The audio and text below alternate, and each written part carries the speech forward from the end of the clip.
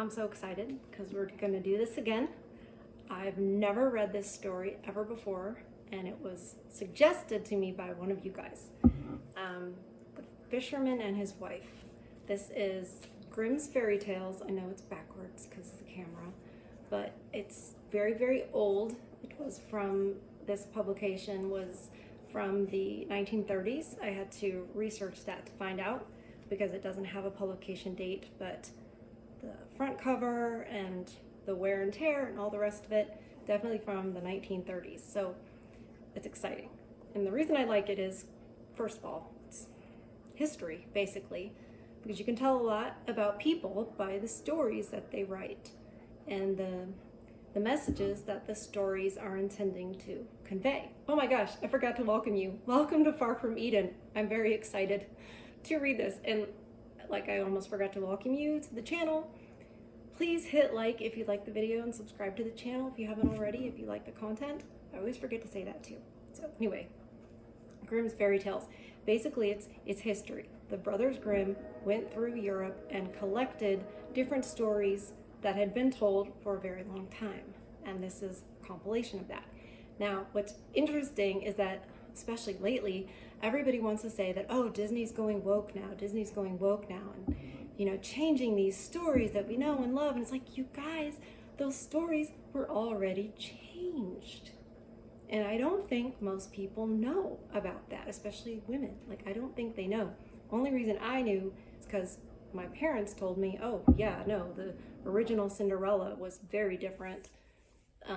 It was, you know, quite gruesome in some ways. I haven't read that one yet either. I'm saving that to read with you guys. We'll probably do that tomorrow. So anyway, we're going to read Fisherman and His Wife today. I'm excited. I'm ignorant on this one. I have no idea. I have no idea about the story. Maybe it'll be familiar as I start reading it. I have to find it in the table of contents. The Fisherman and His Wife, page 35. I have to be so careful with this book. It's precious. What I found out too when we read the Little Red Riding Hood one, Red Riding Cap, I think it was, Little Red Cap. When we read that one, I found out that another person, one of you guys, a viewer, commented and said he has the Grimm's Fairy Tales and his story ends differently. And his, I can't remember the year, but it's decades later than this was published, and they had already changed it. Now, why would they change it? Are they like, well, we can make it a better story? No, that's not why they're changing it. They're changing it because the message they want to send is different. And certain messages are there that they don't want to send. And we definitely discovered that with Little Red Cap. Oh my goodness, so many, wow. There were so many more things that were telling about the direction that everything was going to go in the West by how they changed these fairy tales, these Western fairy tales. So, The Fisherman and His Wife. There was once a fisherman who lived with his wife in a ditch close by the seaside. The fisherman used to go out all day long a-fishing, and one day, as he sat on the shore with his rod, looking at the shining water and watching his line, all on a sudden, that's what it says, we read typos too, all on a sudden his float was dragged away deep under the sea, and in drawing it up, he pulled a great fish out of the water. The fish said to him, "Pray, let me live. I am not a real fish. I am an enchanted prince. Put me in the water again and let me go." "Oh," said the man, "you need not make so many words about the matter. I wish to have nothing to do with a fish that can talk. Go, so swim away as soon as you please." Then he put him back into the water, and the fish darted straight down to the bottom and left a long streak of blood behind him. When the fisherman went home to his wife in the ditch, he told her how he had caught a great fish and how it had told him it was an enchanted prince and that on hearing it speak, he had let it go again. "Did you not ask it for anything?" said the wife. "No," said the man. "What should I ask for?" "Ah," said the wife, "we live very wretchedly here in this nasty, stinking ditch. Go back and tell the fish we want a little cottage." Well, I already don't like the wife. I don't like her attitude. And I can already see why you guys asked me to read this one. The fisherman did not much like the business. However, he went to the sea, and when he came there, the water looked all yellow and green, and he stood at the water's edge and said, "O man of the sea, come listen to me, for Alice, my wife, the plague of my life, sorry, hath sent me to beg a boon of thee." Wow. Then the fish came swimming to him and said, "Well, what does she want?" "Ah," answered the fisherman, "my wife says that when I had caught you, I ought to have asked you for something before I let you go again. She does not like living any longer in the ditch and wants a little cottage." "Go home then," said the fish. "She is in the cottage already." It's a good story. So the man went home and saw his wife standing at the door of a cottage. Come in," said she. "Is not this much better than the ditch?" And there was a parlor and a bedchamber and a kitchen, and behind the cottage there was a little garden with all sorts of flowers and fruits, and a courtyard full of ducks and chickens. "Ah," said the fisherman, "how happy we shall live." I have a prediction. I don't know.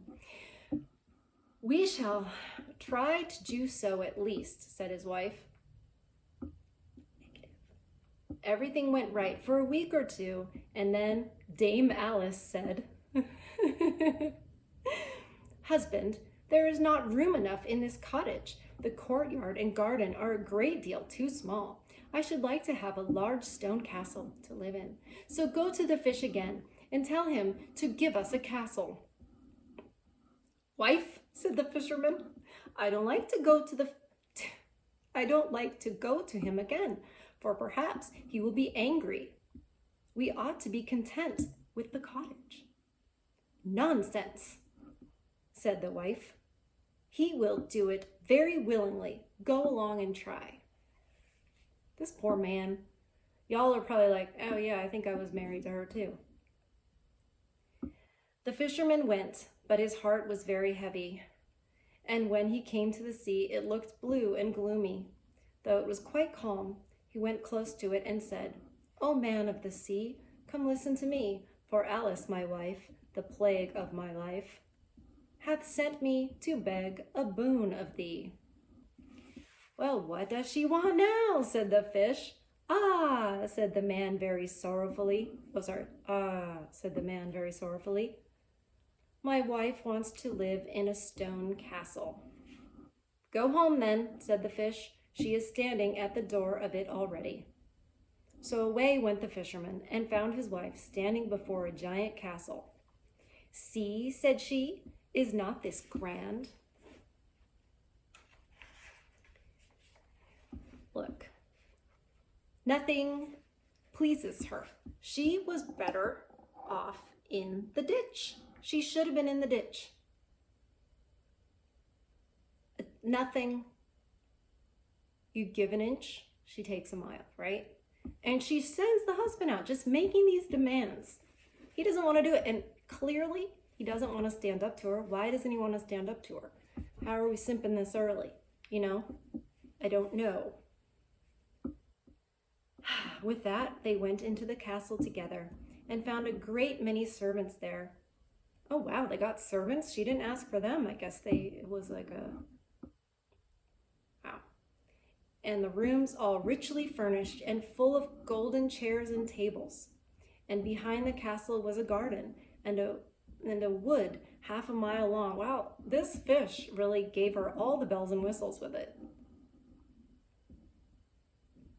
half a mile long, full of sheep and goats and hares and deer, and in the courtyard were stables and cow houses. It's not going to be good enough. Well, said the man, now we will live contented and happy in this beautiful castle for the rest of our lives. Perhaps we may, said the wife, but let us consider and sleep upon it before we make up our minds. So they went to bed. He'd already made up his mind. He'd already made a decision to be happy. She has already made a decision not to be happy. She just doesn't have her argument yet for why. You know what I mean? But do you guys think like women are just, sometimes I think we just seem like we're just determined to be unhappy. You must think that. You guys must look at us and be like, do you not want to be happy? And I mean, that's what it seems like. And like I said in the beginning, these stories are old. And they were old when the Grimm's brothers wrote them down. So they carry truths in them about the human nature, both, male and female. And they're there to inform us about the world around us and about ourselves. And so I think we need to realize, women need to realize too, like these stories aren't just stories. There's truth in all of them. And after watching a lot of Dr. Jordan Peterson, I've there's really no such thing as a fictional story, is there? Because it's all rooted in some form of truth. Anyway, that's kind of where my mind is when I'm thinking about the value of these stories. And also to see the change and the agenda of the people making the changes. How long it's been going on. All right, so, she wants to sleep on it. She wants to sleep on it because she just hasn't decided yet if she can be contented, which is a decision not to be in my mind. You make a decision to be happy, and then you get on with it. Okay. The next morning, when Dame Alice awoke, it was broad daylight, and she jogged the fisherman with her elbow and said, "Get up, husband, and bestir yourself, bestir yourself, for we must be king of all the land." Oh, she was thinking all night, wasn't she? Oh, no. Oh, no. Wife, said the man, why should we wish to be king? I shall not be king. Then I will, said Alice. But wife, answered the fisherman, how can you be king? A fish cannot make you a king. Husband, said she, say no more about it, but go and try. I will be king. This is getting so good. It's getting so good. So the man went away, quite sorrowful, to think that his wife should want to be king. The sea looked a dark gray color and was covered with foam as he cried out, O man of the sea, come listen to me, for Alice my wife, the plague of my life, hath sent me to beg a boon of thee. Well, what would she have now, said the fish. Alas, said the man, my wife wants to be king. Go home, said the fish, she is king already. Then the fisherman went home, and as he came close to the palace, he saw a troop of soldiers and heard the sound of drums and trumpets. And when he entered in, he saw his wife sitting on a high throne of gold and diamonds, with a golden crown upon her head. She's still a her. And on each side of her stood 6 beautiful maidens, each a head taller than the other. Well, wife, said the fisherman, are you king? Yes, said she, I am king. And when he had looked at her for a long time, he said, Ah, wife, what a fine thing it is to be king. Now we shall never have anything more to wish for. I don't know how that may be, said she. Never is a long time. I am king, 'tis true, but I begin to be tired of it. What? And I think I should like to be emperor. He just got home. She's been king for like 2 seconds. She'd like to be emperor. All right. Alas, wife, why should you wish to be emperor? Said the fisherman. Husband, said she, go to the fish. I say I will be emperor. Frustrating. Maybe the fish will turn into a nice lady. for this poor dude. My God. Oh my God. Oh, heaven's sakes. All right. Ah, wife, replied the fisherman, the fish cannot make an emperor, and I should not like to ask for such a thing. I am king, said Alice, and you are my slave, so go directly. So the fisherman was obliged to go, and he muttered as he went along, this will come to no good. It is too much to ask. The fish will be tired at last, and then we shall repent of what we have done. And isn't this just the same thing? This is the woman acting out and the man going along with it. Just like in the Garden of Eden. The woman acted out, and rather than obeying God, the man obeyed Eve. And fisherman's doing the same thing here. Even using words like repent. Remember in Little Red Cap, the wolf, the huntsman, the woodsman, I can't remember what he was called in that one, but he referred to the wolf as, you sinner. It's like they're using biblical terminology here because these were, Protestant, biblical, or Catholic societies. So you're going to see it in their stories. Okay. He soon arrived at the sea, and the water was quite black and muddy, and a mighty whirlwind blew over it. But he went to the shore and said, O man of the sea, come listen to me, for Alice my wife, the plague of my life, hath sent me to beg a boon of thee. What would she have now? Said the fish. Ah, said the fisherman, she wants to be emperor. Go home, said the fish, she is emperor already. So he went home again, and as he came near, he saw his wife sitting on a very lofty throne made of solid gold, with a great crown on her head, full 2 yards high. That's a big crown. And on each side of her stood her guards and attendants in a row, each one smaller than the other, from the tallest giant down to a little dwarf no bigger than my finger. And before her stood princes and dukes and earls, and the fisherman went up to her and said, Wife, are you emperor? Yes, said she, I am emperor. Ah, said the man, as he gazed upon her, what a fine thing it is to be emperor. Husband, said she, why should we stay at being emperor? I will be pope next. Okay, maybe Catholic. Oh, wow. Oh, wife, said he, how can you be pope? There is but one pope at a time in Christendom. Husband, said she, I will be pope this very day.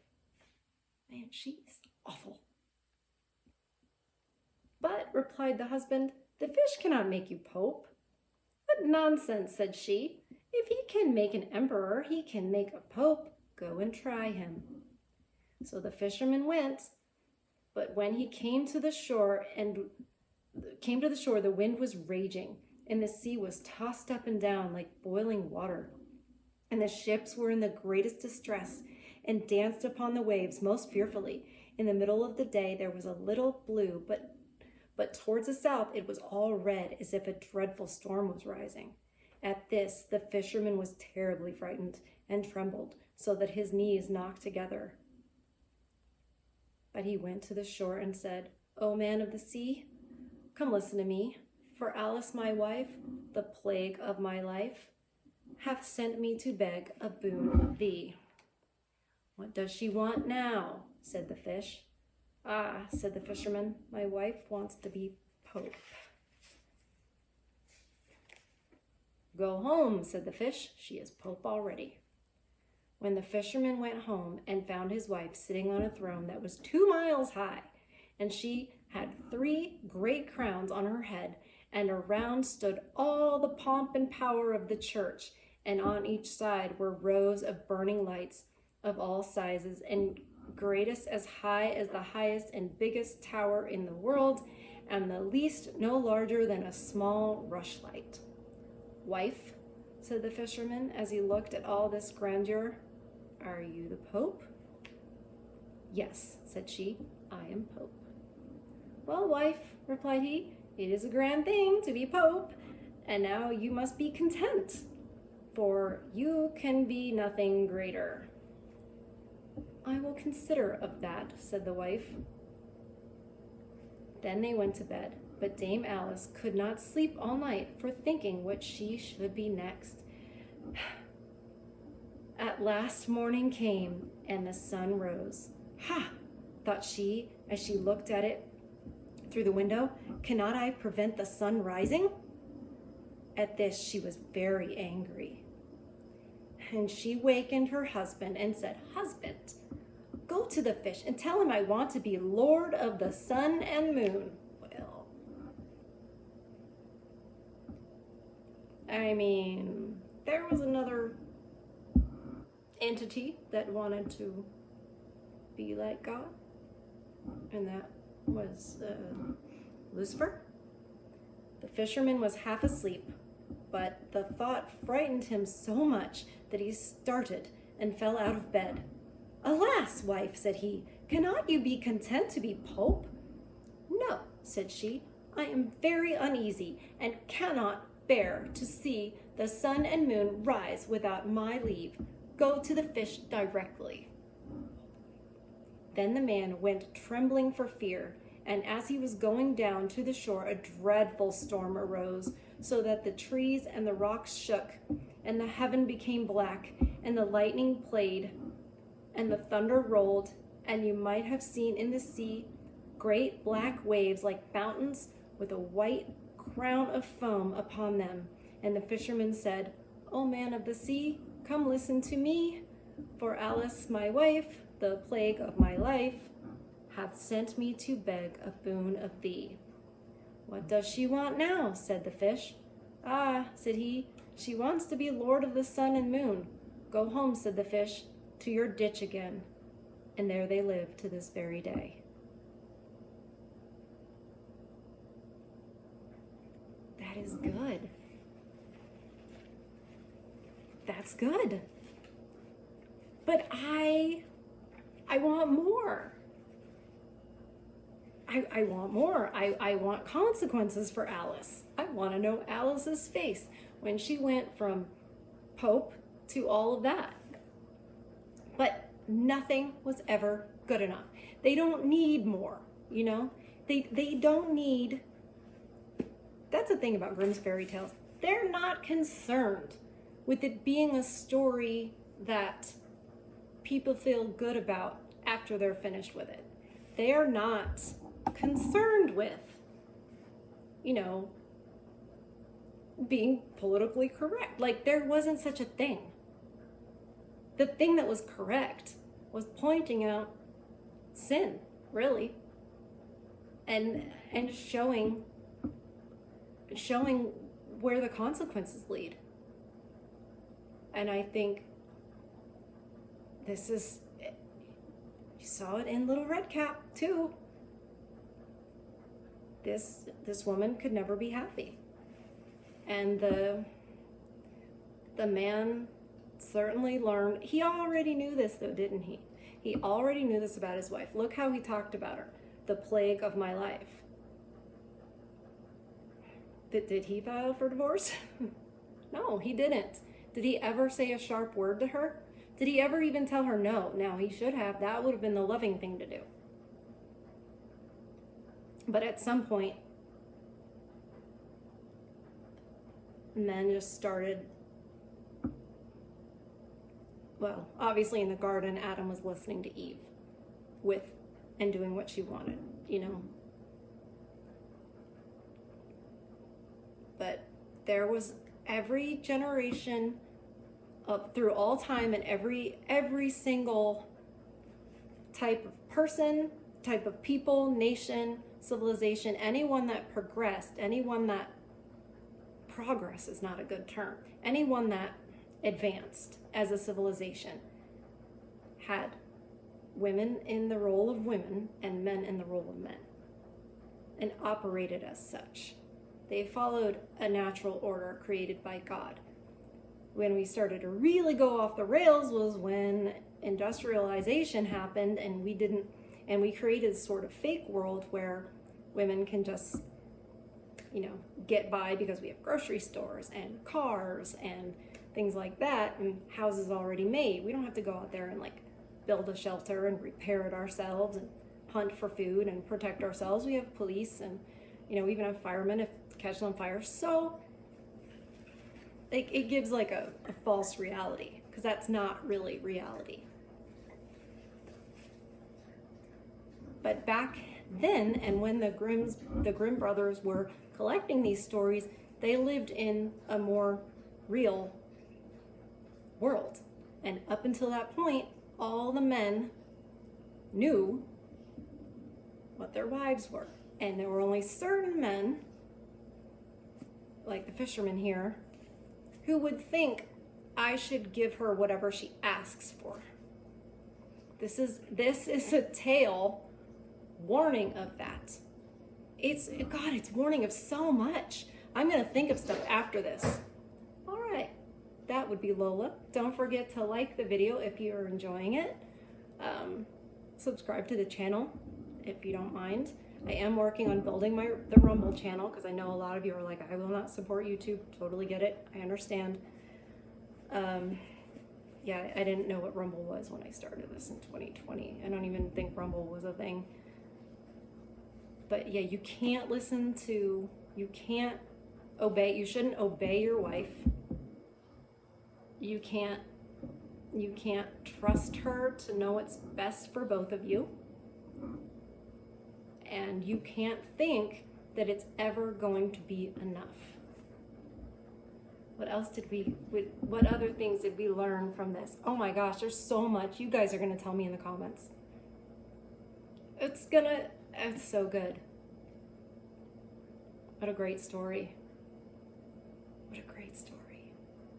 So true. Like Little Red Cap. It was so true. We're like, that's why they want to change all these things or erase them. I think I'd kind of heard The Fisherman and His Wife, like the title, but I didn't know anything it was about, had never read it. There's no way they can change this. They can't tweak this to like turn it into a Disney movie, you know? This one just has to go bye-bye, because it's not making the women folk look very good, which is, I loved it. I think it's fantastic. Every son, every boy should have this read to them, that story. Absolutely. They absolutely need, and little girls too. So that little girls can say, oh, well she's quite selfish, you know. It's a great story. These are such good stories to read to children, because there's a billion teaching moments in them to say, this isn't how we want to be. Can you believe that someone would ask for all of that? Can you believe that they would ask to be as powerful as God? Why do you think that was wrong, little Susie? You know, do you think it's okay to ask for that? Do you think it was okay to ask the husband to go and do it? Okay, do you think it was right for the husband to go and do, like, I think that those are great questions to read this book and ask your children, what do you think about that? And don't just leave it open and then listen to what they say and say, absolutely right, no matter what it is. No, because there is a right answer and there's a wrong answer, and I feel like I'm taking crazy pills that I have to say that.